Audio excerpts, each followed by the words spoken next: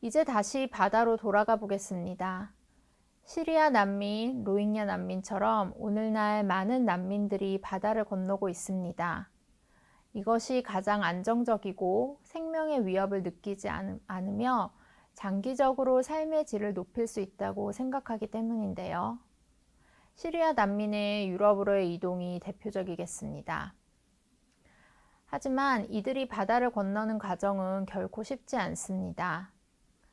이것은 바다를 건너는 난민의 상황을 보도한 신문, 방송 기사의 제목입니다. 극히 일부만 가지고 왔는데요.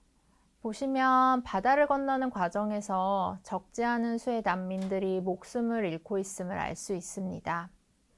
바다는 차가운 공동묘지, 죽음의 바다로 비유되고 있죠.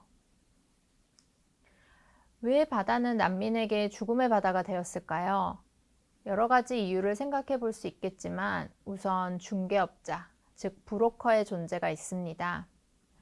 대부분 난민들은 바다를 건너기 위해 중개업자에게 비용을 지불하고 보트나 배, 그리고 구명조끼와 같은 물건을 구합니다.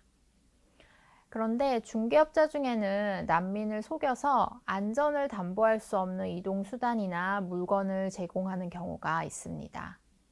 그러할 경우 난민들은 망망대해 가운데서 표류하거나 최악의 경우 이들을 태운 배가 침몰하기도 합니다. 설령 충분히 안전한 보트나 배를 이용했다고 해도 변화무쌍한 해상 상황은 난민들이 바다를 건너는 과정에 장애물이 되기도 합니다. 기상 조건에 따라서는 표류나 난파, 침몰이 불가피한 것이죠. 마지막으로 난민들이 무사히 목적지 근처까지 왔다 하더라도 관할 국가의 상륙 거부와 같은 조치에 따라 해상에서 체류하는 시간이 길어지고 그 과정에서 목숨을 잃기도 합니다. 이는 특히 코로나 팬데믹 이후 최근 들어 더욱 두드러지는 현상입니다. 하지만 이렇게 바다의 위험이 도사리고 있다고 해서 난민들이 바다를 건너는 일을 포기하느냐 하면 결코 그렇지는 않습니다.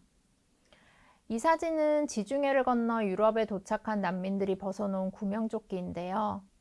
여기에서 우리는 난민들은 그럼에도 불구하고 보다 나은 삶, 생명을 지킬 수 있는 일상을 위해 필사적으로 바다를 건너고 있음을 알 수 있습니다. 이것은 육지와 달리 바다에는 틈이 존재하기 때문인데요. 바다는 육지와 비교했을 때 이변, 위험, 혼동, 유랑과 같은 요소, 이미지를 가지고 있습니다. 하지만 이런 특성은 이동성, 유동성과 같은 특성과 동전의 양면과 같습니다. 따라서 견고한 육상의 경계와 달리 바다에서는 국경의 틈을 이동할 수 있는 가능성을 찾을 수 있는 것이죠.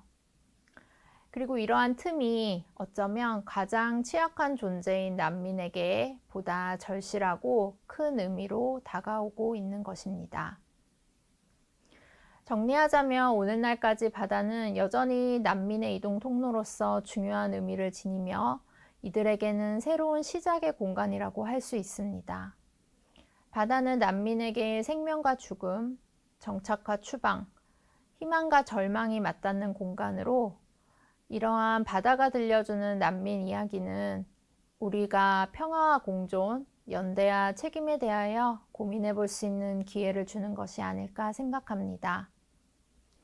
감사합니다.